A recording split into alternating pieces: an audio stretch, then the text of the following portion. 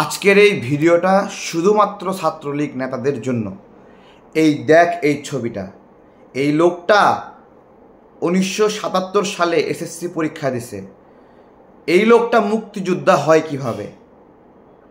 এই রকম 51,000 মুক্তিযোদ্ধা আছে যারা স্বাধীনতার পরে জন্ম অথবা স্বাধীনতার সময়ে আন্ডা বাচ্চা ছিল। তারা মুক্তিযোদ্ধা কিভাবে? ছাত্রলীগের নেতা কর্মী তোদেরকে বলছি, এটা দেখ। তোরা যে ছাগলের মতো এই যে এদের কথা শুনে, এ সকল ভুয়া মুক্তিযোদ্ধাদের কথা শুনে লাফাচ্ছস, তোর বাপের এরকম একটা ভুয়া সার্টিফিকেট আছে? তোর দাদার এরকম একটা ভুয়া সার্টিফিকেট আছে? নাই। আসল সার্টিফিকেট তো আগেই নাই। তাহলে লাফাইতেছো কিসের জন্য? এ ভাই, কেমন কোটা বৈষম্য তোমাদের তো জানতে হবে। এটা রেলওয়েতে 85% কোটায় নিয়োগ হয়, যার 40% পোষ্য কোটা, মানে রেলওয়ের কর্মচারী যারা, তাদের সন্তানরাই আবার নিয়োগ পাবে। এটাকে বলা হয় পোষ্য কোটা। তুমি নিয়োগ পাবা? ফ্যাল করে লাফাচ্ছ, তিরিং বিরিং করে লাফাচ্ছ ছাগলের 3 নাম্বার বাচ্চার মতো। শিক্ষক নিয়োগে 80% কোটা, 20% মেধায় হয়। তুমি যে ছাত্রলীগ করো, লেখাপড়া করতেছ, শেষ করে তোমার এলাকায় শিক্ষক হিসেবে নিয়োগ পাওয়ার যোগ্যতা আছে? জজ ব্যারিস্টার তো দূরের কথা, পারবা কিছু? 2টা চা খাওয়াইছে নেতার কথায় লাফাইতে সাধারণ ছাত্রদেরকে মারতে গেছো। তোমার ভবিষ্যৎ কি একবার বিবেচনা করছো? বলো। তোমার আগের নেতা যারা ছিল তাদেরকে জিগাও, তাদের কি অবস্থা এখন। তোমার আগের, তোমার চেয়ে বড় নেতা, তাদের কি হাল যখন পদের মেয়াদ শেষ হয়? জীবনটা তছনছ। আমাদের সন্তানদেরকে এই যে 8 বছর বয়সে 7 বছর বয়সে মুক্তিযোদ্ধা, এই ভুয়া মুক্তিযোদ্ধারা আমাদের সন্তানরা যারা ছাত্রলীগ করে তাদেরকে 2 কাপ চা খাওয়ায়ে আমাদের আরেক সন্তানকে লাঠি পিটা করবে। এটা আমাদেরকে দেখতে হচ্ছে। মিনিমাম লজ্জা নাই? টোকাই সাচ্ছ, তাই না? টোকাই পিকেটিং করতে আসছো ঢাকা বিশ্ববিদ্যালয়ে। লজ্জা নাই? যে ছাত্রগুলো আন্দোলন করতেছে, ঠিক আছে, সরকার দলীয় লাঠি নিয়ে দাঁড়ায় থাকো, ভালোই লাগে, কিন্তু সরকারের বিরুদ্ধে একটা দাবি আদায় করা, অধিকার আদায় করা কতটা সাহসের, চ্যালেঞ্জের জানো? কতটা বীরত্বের জানো তুমি? 1971 সালে পাকিস্তানি হানাদার বাহিনীর বিরুদ্ধে যুদ্ধ করা যদি সাহসের হয়, এই যুগে আসে স্বৈরাচার হাসিনার বিরুদ্ধে লড়াই করাও একটা সাহসের কাজ। এই ছেলেপেলেগুলো সেটাই করছে। এদের বেঞ্জির চুরি করে পুরা গোপালগঞ্জ কিনে নিছে, লুটপাট করে কিনে নিছে সব কিছু। মতিউর 15 লক্ষ টাকা দিয়ে ছাগল কেনে। বলো কেন হচ্ছে এগুলো? কারণ একটা অন্যায় শাসন ব্যবস্থা চলছে। অন্যায় শাসন ব্যবস্থা। 56% কোটায় নিয়োগ, 56% নয় কোটায় নিয়োগ পাইল। তারপরে তো প্রশ্ন ফাঁস আছে, সাফায়াত আছে, কত কিছু। সাধারণ একজন ছাত্র নিয়োগ পাবে কিভাবে? এটা তো অসম্ভব বিষয়। প্রাইমারি স্কুলে চাকরি পাওয়া ঢাকা বিশ্ববিদ্যালয়ের একটা ছাত্রের জন্য কঠিন বিষয়। চিন্তা করো, সবচেয়ে ছোট একটা চাকরি প্রাইমারি স্কুলের চাকরি, সেই স্কুলের চাকরিও একটা মেধাবী ছাত্র পাওয়ার জন্য কত কঠিন। 80% কোটায় নিয়োগ হয় এখানে। তাহলে সুযোগ কোথায় আছে?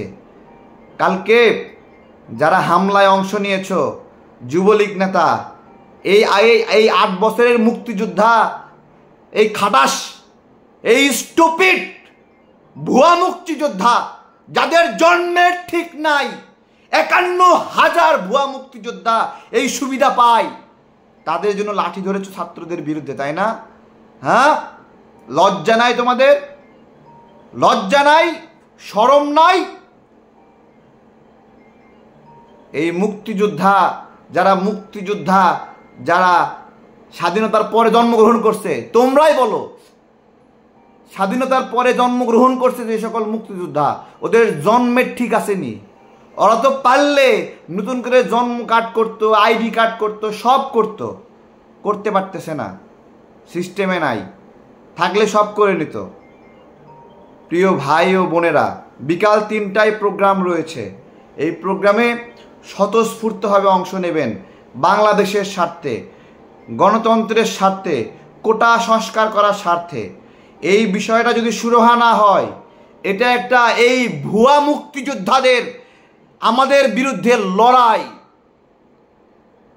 হ্যাঁ, এই ভুয়া মুক্তিযোদ্ধারা, এরা যারা তছনছ করতেছে, অত্যাচার করতেছে, এরা দেশের জন্য যুদ্ধ করেনি, করলে এরকম করার কথা নয়। যেই মানুষটা সাম্যের জন্য লড়াই করলো, সেই একই মানুষ আবার বৈষম্যের জন্য কথা বলতে পারে না। যারা বলছে তারা প্রকৃত মুক্তিযোদ্ধা নয়। সংবিধানের কোথায় লেখা আছে বৈষম্য করা যাবে? সংবিধানের 29(1) লেখা আছে যে নাগরিকদেরকে নিয়োগের ক্ষেত্রে বৈষম্য করা যাবে না, সমতা বিধান করতে হবে। তাহলে কোনো আইন যদি এরকম হয় যে আইনের দ্বারা বৈষম্য সৃষ্টি হয়, সংবিধানের 29(1) দ্বারা সেই আইন বাতিল হয়ে যায়। এরপরে আসতেছে 2, ধর্ম বর্ণ ভেদে, নারী পুরুষ ভেদে বৈষম্য করা যাবে না। সংবিধানের এই ধারা বৈষম্য সৃষ্টি করে এমন সকল ধারাকে বাতিল করে দেয়।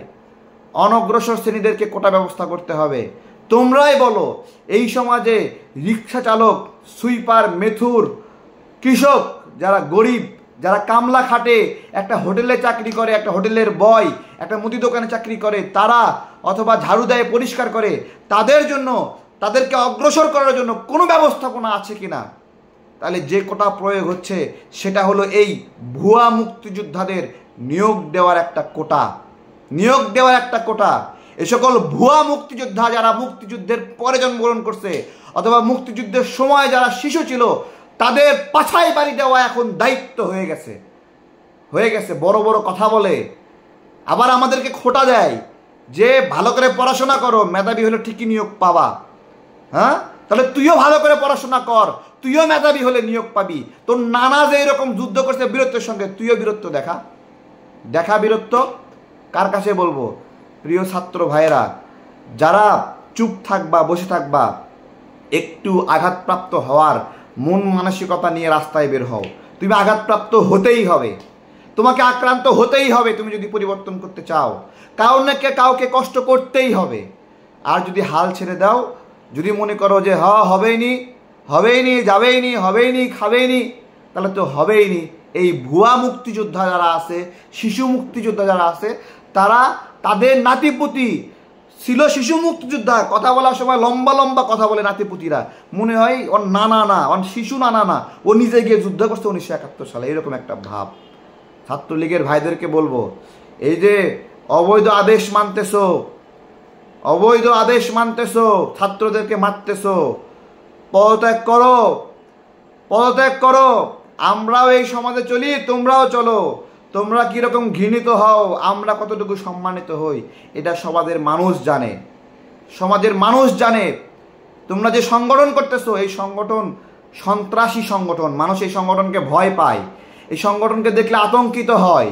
এই সংগঠন একটা চর থাপ্পড়ের সংগঠন, এই সংগঠন গুলিবাজির সংগঠন, এই সংগঠন নারীদের কাপড় খুলে নেয়।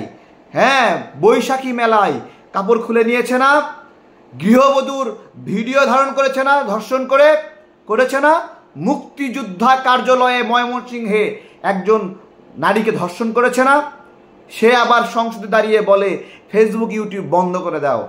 কোন সংগঠনের সাথে তোমরা সম্পৃক্ত একবার চিন্তা করো। ছাত্ররা কম সাদে আর স্লোগান দেয়নি, তুমি কে, আমি কে, রাজাকার। কে বলেছে? স্বৈরাচার।